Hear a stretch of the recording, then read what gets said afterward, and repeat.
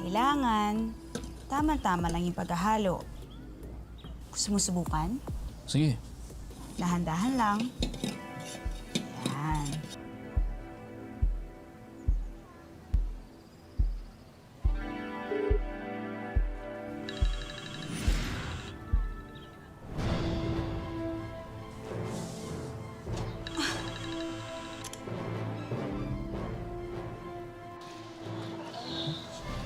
Kaloy?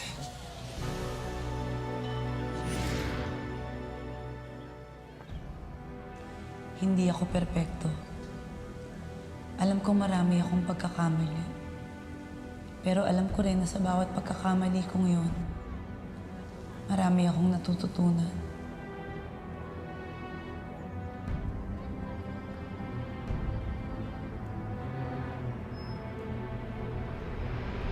Ayok na babae ka! Mula sa unang lalaking minahal ko, Ano? Ha? Ano? Umamig ka! Ayok ka! Hindi ka kami! at kung paano niya ako paulit-ulit na sinaktan. Hanggang sa nawalan na ako ng pakiramdam. Pag nasaktan ka na dati, hindi mo na gustong masaktan ulit. Akala ko sa pangalawang pagkakataong magmamahal ako, tama na. Ano ba naman to, Alvin? Hindi ba napag-usapan na natin to? Ano ka ba, Joyce? Huwag mo kang pakialaman tong bisyo ko. Ito na nga lang nagpapasaya sa akin eh. Wala na nga tayong makain. Inuuna mo pa yung bisyo mo. Isipin mo naman kami ng mga anak mo. Mga anak? Hoy, Joyce. Si Renzo lang ang anak ko, ha? Yang si Rhea, anak mo yan sa ibang lalaki. O sige, kahit hindi mo na kami isipin, isipin mo naman yung sarili mo. Alam mo ba ginagawa ngayon sa mga adik? Paulit-ulit ka naman eh. Di ba naman sinabi ko hindi ako adik? Ikaw ba si Alvin Astudillo? Ako nga, sir. Bakit? Wala naman akong ginagawang masama, ah. Tara, sumama ka na lang sa amin. Teka, sir. Teka, sasama ako na maayos. Mamang pulis! Teka, mamang pulis! Teka! Alvin! Alvin! Nagmahal ako ng nagmahal sa kagustuhan kong itama ang mali. 2 beses man akong nadapa, 2 beses din akong bumangon. Laging may dahilan para lumaban. At sa pangatlong pagkakataon, sumugal ulit ako. Sana ngayon, tumama na.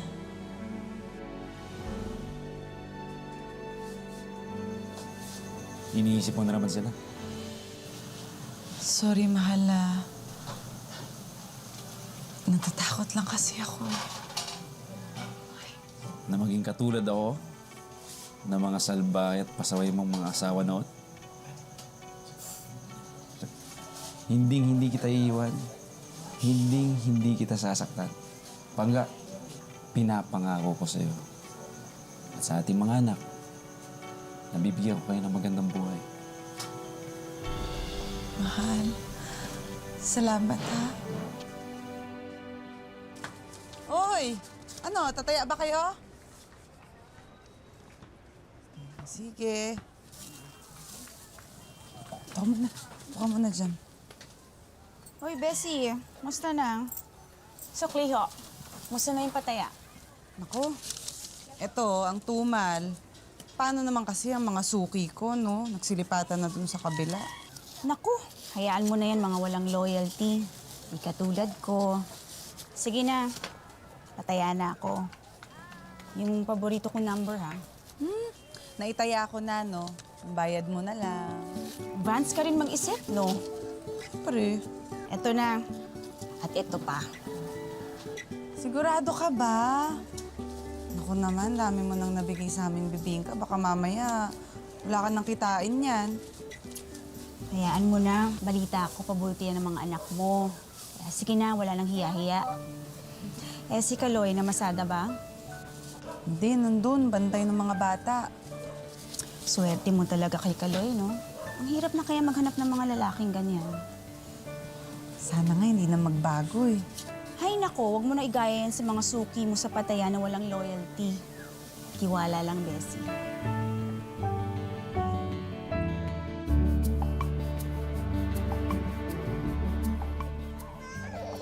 Oh, mahal. Bakit parang ang aga mo naman yata umuwi? Siraan na naman yung tricycle. Pinagawa ko nga sa taglier. Naku, mukhang napapadalas yata yan ah. Kailan mo daw makukuha? Sa makalawa pa. Pasensya na, Pangga. Alam ko marami tayong gastusin ngayon. Nadagdagan pa to. Sige, hayaan mo na. Hiram na lang muna ako ngayon kay Tia. Di pa tayo nakakabayad sa huling utang sa kanya, di ba? Eh, siguro naman maiintindihan niya yung sitwasyon natin. Kamusta na si baby? Joyce? Pataya naman.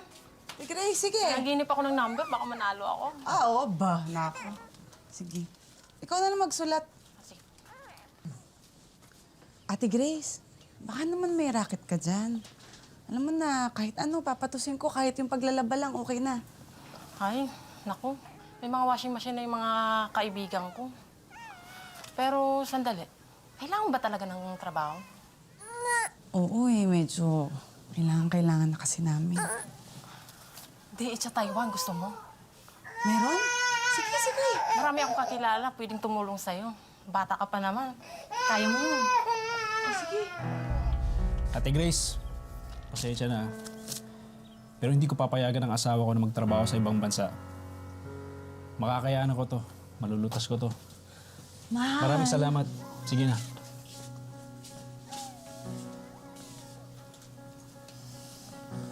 Anong inisip? Nakakayaan ko na lang na magtrabaho ka. Malayo sa amin ng mga anak mo? Ha? Pangga, wala bang tiwala sa akin? Di ba sabi ko sa'yo, akong bahala sa inyo. Kaloy, gusto ko lang namang tumulong. Anong iniisip mo? Ha? Hayaan ko na lang na mangyayari yun? Ano lang iisipin ng mga kapitbahay natin? Pag tinuloy mo yan, ano sasabihin nila? Wala akong kwenta? Walang kwentang ama? Walang kwentang asawa? Kaloy! Ay nako, kausapin mo yang ulit si Kaloy. Paliwanag mo mabuti. Ang dami na kaya mga babae ngayon na nasa ibang bansa at ang lalaki ang nasa Pinas. Ako, sinabi ko na nga rin yan sa kanya eh. Hindi pa rin ako pinayagan. So, anong desisyon mo ngayon? Hindi ko na nga rin alam. Naguguluhan ako. Inisip ko na lang din na, syempre, baka mahirapan siya kung maiwan siya mag-isa dito sa mga bata. Eh, para din naman sa kanila yun, di ba? Kung talagang gusto mo silang bigyan ng magandang kinabukasan, sunggaban mo na. Minsan lang dumating yung ganyang pagkakataon, di ba? At kung yung mga batang iniisip mo, huwag ka mag-alala. Akong bahala sa kanila. Babantayan ko sila. Talaga? Eh, parang anak ko na rin yung mga yan, no? Tsaka para saan pa, kinuha mo ko ninang ng baby Angela na yan. Ang cute-cute ng inaanak. 3 ang mga anak ni Joyce. Lahat ay panganay sa 3 lalaki. Binububog siya noong una, nalulung naman sa droga ang pangalawa. Pero sa pangatlo, tila sinuwerte siya. Kaya nang lumipad si Joyce patungo sa Taiwan para maging DH, naiwan ang 3 panganay niyang anak kay Kaloy. Ang pangatlo niyang naging karelasyon. Ma'am, this is your tea. 谢谢。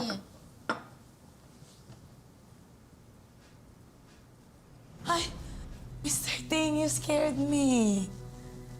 爸，你不要对女佣这样。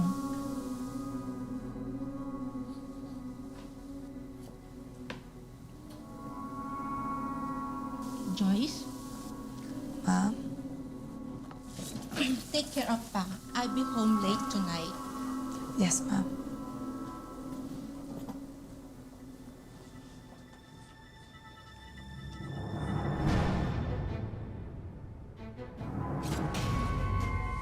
Ouch!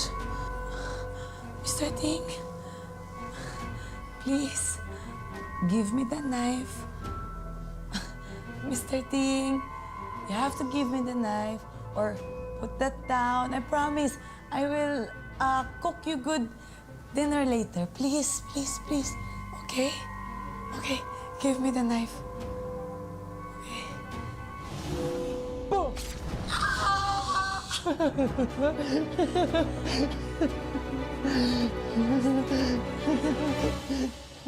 Okay ka lang, anak? Oh, kanina pa kita sinusunod. Pa, malilate na ako! Ha? Malilate na ako, Papa! Sandali lang, sandali. Ay! Lintik na, oh! Porkit wala ang nanay niyo, ganito kayo. Anak, init mo, anak. Pa, malilate na ako! Sandali, Ria, tawagin mo ang nanay mo. Tawagin mo kung paano to. Anak. Ano nangyayari sa'yo, anak? Pa, hindi mo sumasagot eh! Tawagin mo ulit. Sige na, Rose. Ano nangyayari? Rose! Ang init ng baby. Oh my God, ang init niya. Papa, hindi pa rin po Dali na natin siya sa sumasagot eh! ospital. Tingnan natin. Tara.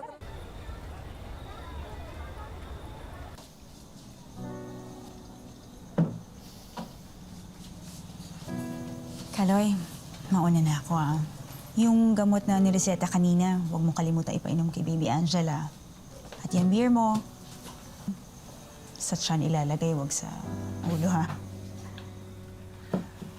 Rose, maraming salamat. Hindi ko alam kung anong gagawin ko kung wala ka. Wala yun. Sinabi ko naman kay Bessie na hindi ko kayo papabayaan. Pabantayan ko kayo. So paano? Mauna na ako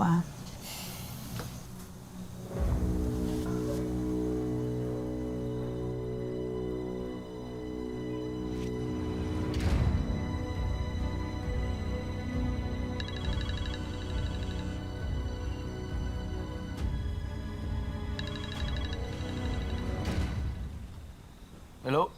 Hello, mahal. Oh, ano yung sinat sa akin ni Ria? Kumusta si baby? Kinumbulsan lang siya. Ano? Kailangan mo ba ng ekstrang pera? Mangga, hindi sa lahat ng bagay ay kailangan namin. Kanina nga, tumatawag kami kasi hindi ko alam kung anong gagawin ko eh. Nataranta na ako eh. Si Rose, wala ba dyan? Talaga kay Rose mo na inaasang lahat. Mahal naman. Sana kahit malayo ka, paramdam mo naman sa mga anak mo na may nanay pa rin sila. Mahal, sa tingin mo ba masaya ako na hindi ko magawa yung mga dapat na nagagawa ko ngayon? Siyempre, nag-aalala rin naman ako dito. Pero anong magagawa ko? Wala nang pupuntahan itong usapan na ito. Sige na. Matulog ka na. Bakit ano ba gusto mong gawin ko, ha? Umuwi ako. Tapos, ano? Sabay-sabay tayo magugutom lahat dyan. Kaloy, hindi... Kaloy!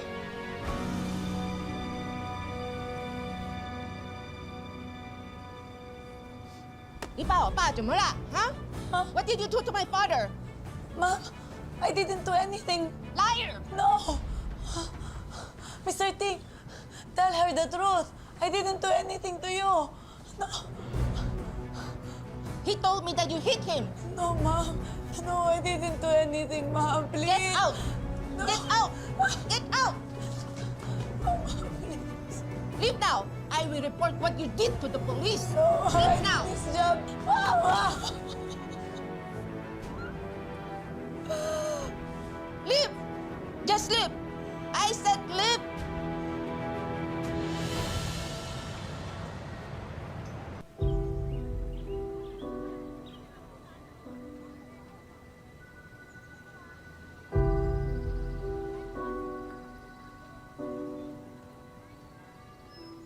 Rose, ayos ka lang?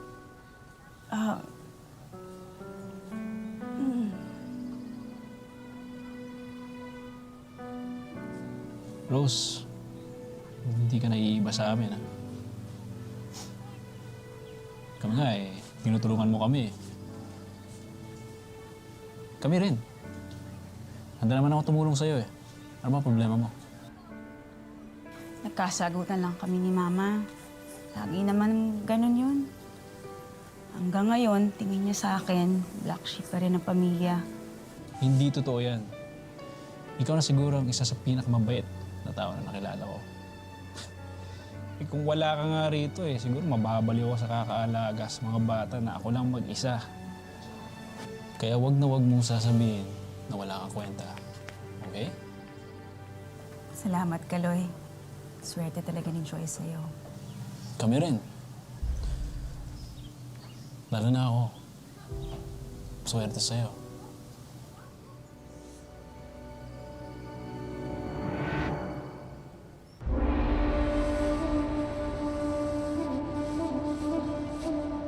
Salamat, Juvia. Nakausap ko pala yung recruiter natin. Hahanapan ka daw niya ng bagong amo.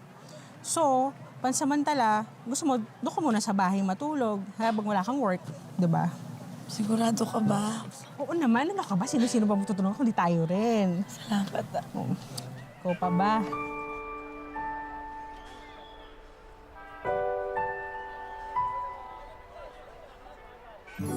O yan, kain ka muna. Kasi nabalitaan ko na, muntikan ka na daw mapatay ng amo mo. Ayan, pampahaba ng buhay. Ano ka ba? May problema na ngayong taon na ano mo pa? Ay, si Bert nga pala. The #1 enemy ko yan dito. Pero makulit yan, pero mabait yan. Hi, Bert. Hi. Hi. Cute. I'm Bert. Since Bert. Pakit mo. At least kahit pa paano, napapangiti ako. Basta ka ba yan, tandaan mo, na ang sugat at hiwa, hindi yan nakakamatay. Pero, kapag parati ka malungkot, mapapalapit ka niya sa hukay. Oo. Kaya smile. Pero pag hindi ka bumalik sa kusina, makakatikim ka ng gulpe ni John Cena. Kaya to, kaya? Grabe naman. Nilita ka sa akin? Grabe naman. Nilitan sa akin? Smile yan. Kaloka talaga to. Ay, Joyce, pasensya ka na kay Bert. Ganun talaga kasi.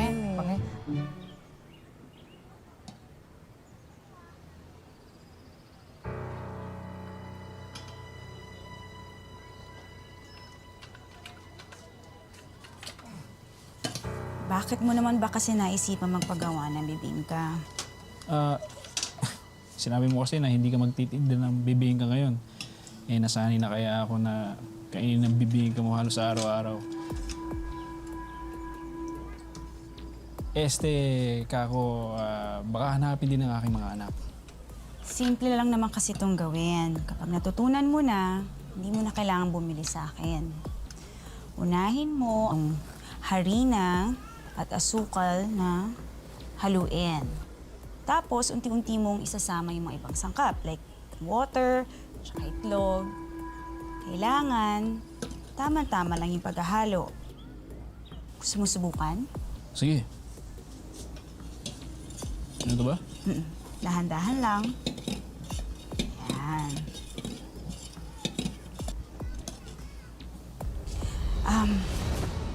Alam na ba ito na asawa mo? Di pa kasi, alam mo naman yun. Ayaw na nga ako nagtatrabaho dito eh. Pag nalaman niya, mas lalong magagalit yun. Ano ka ba? Sabihin mo na sa kanya. Siyempre, iba yung open kayo sa isa't isa, di ba? Tawagan mo na.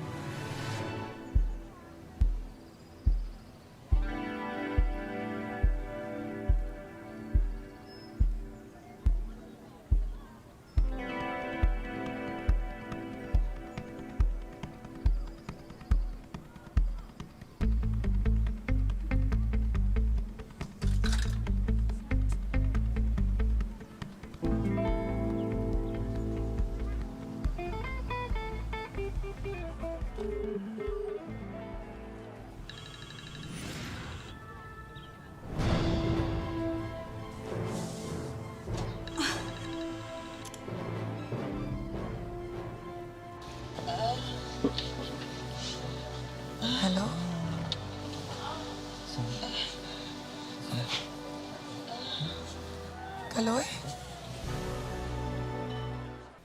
Anong gusto niyong dessert? May binili akong chocolates and ice cream. Ice cream! Ikaw, Rhea.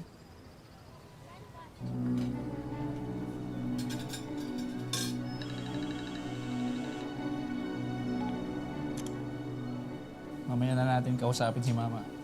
Tapusin na muna natin to. Kung hindi, papaluin kayo ni Nanay Rose.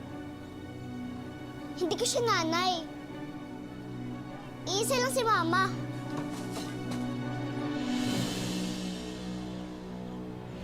Makalipas ang 6 na buwan na pagtitiis at paghihirap sa mapang-abusong amo niya sa Taiwan, sinuwerte rin si Joyce sa mas mabait na amo naman siya napunta.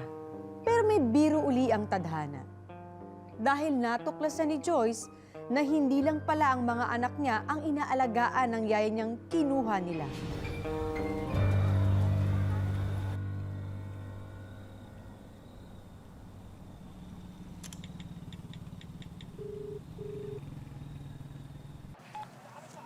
Hello? Ma? Rhea, anak. Ma? Si Papa po. Nakita ko po siya, kinikiss niya po si Ate Rose. Ma, uwi ka na po dito. Ayoko po maging mama si Ate Rose. Sige, anak. Uuwi si Mama, ha? Bye-bye.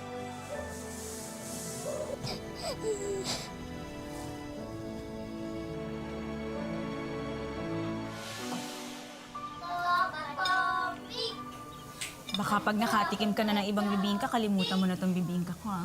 Pwede ba naman yun? Eh, paborito ko tong timpla mo. Ano ba? Makita ka ng mga bata, oh. Mga anak! Joyce? Bessie, bakit hindi mo sinabi na darating ka pala? Gusto ko kasi kayong sorpresahin. Pero mukhang hindi kayo natuwa, ah. Pangga, ano ka ba? Bakit hindi tayo umupo? Alam niyo, may mga dala ko dito. Ito, mga chocolate, cup noodles. Kasi di ba, paborito mo to. Oh. Bakit hindi ka makasagot? Bakit? Yang bibingka lang ba yan ang alam mong kainin? Pangga, anong pinagsasabi mo? Bakit hindi natin tanungin si Rose? Ang loyal kong best friend. Rose! Bakit ka umiiyak? Akala mo ba nakalimutan ko yung pasalubong ko sa'yo? Siyempre naman hindi. Asan na ba yun? Alam mo, in-order ko pa to online. Ito, oh. Pangkamot! Kasi ang kati-kati mo! Ayaw mo kami magpapaliwanag! Ayaw mo magpaliwanag, ha? Alam mo, kinahanap ko na tayo doon sa ibang bansa! Para lang sa inyo! Para sa'yo! Ayos ka! Iniwan ko sa'yo at pinagkatiwala ko sa'yo ang asawa at anak ko! May pabesi-besi ka ba? Walang kasalanan si Rose, Joy. Oo. At ako ang may kasalanan, hindi ba? Kasalanan ko to kasi ang linis ninyo. Ang linis-linis ninyo. Sa sobrang linis ninyo. Nakalimutan nyo na yung dumi ninyo. Nakalimutan nyo na yung mga konsensya ninyo. Huwag mo ako hawakan. Huwag mo ako hawakan. Dahil aalis kami dito ng mga anak mo. Halika na. Basta tayo.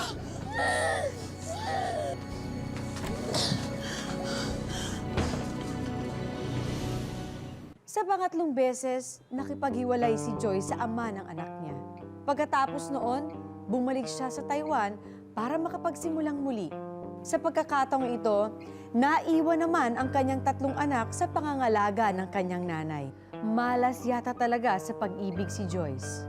Magbubukas pa kaya uli ang sinara niyang puso?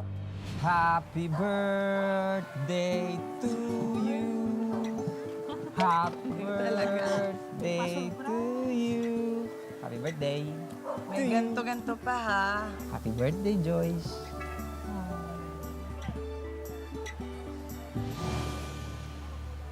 Thank you. Joyce, pwede ba tayo mag-dinner sa labas?